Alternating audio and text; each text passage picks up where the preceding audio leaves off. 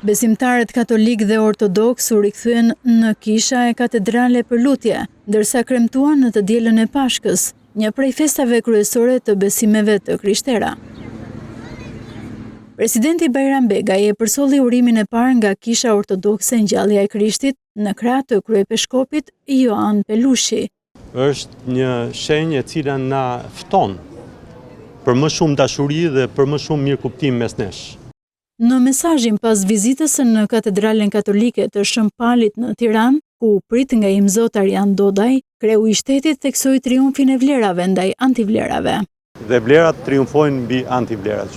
Kryetarja e Kuvendit Elisa Spiropali përcolli një mesazh për të gjithë besimtarët e krishterë. Pashka është e bekuar sepse simbolizon fitoren e jetës mbi vdekjen, e dritës mbi errësirën, e dashurisë mbi urrëtitjen.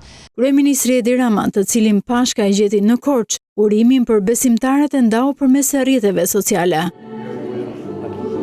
Kryetari i Partisë Demokratike Sali Berisha zhvilloi vizitën në Katedralen Katolike e atë ortodokse, ku prit nga krerët e kishës dhe në dalje mesazhin e lidhje dhe me zgjedhjet e 11 majit.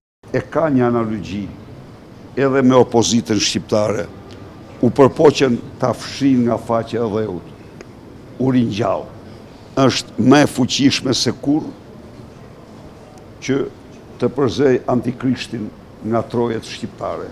Më herët të gjatë një vizite në kishën ortodokse në Kavaj, Berisha ndezi një qiri për fitoren e opozitës në zgjedhjet parlamentare dhe premtoi zgjidhje për çështjen e pronave të klerit nëse rikthehet në qeverisje.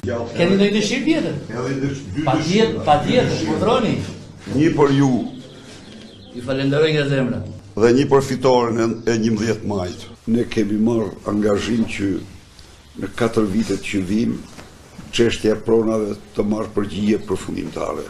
Edhe drejtuesi politik i koalicionit Euroatlantik Lulzim Basha uroi besimtarët ndërsa vizitoi selinë e kishës katolike dhe asaj ortodokse në Tiranë. Zoti ju bekoft ju dhe familjet tuaja, Zoti e bekoft Shqipërinë dhe shqiptarët kudo ku janë. Kryepeshkopi i kishës ortodokse Ioani dhe arqipeshkovi Arjan Dodaj bën thirrje për bashkim. Dhe le të shpresojmë që Pashka të sjellë pak më tepër gëzim në jetën tonë, të sjellë më tepër shpresë.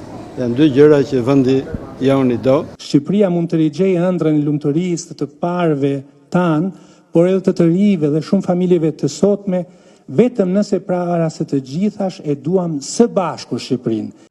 Edhe kjo Pashkë konfirmon se harmonia fetare në Shqipëri mbetet e paprekshme.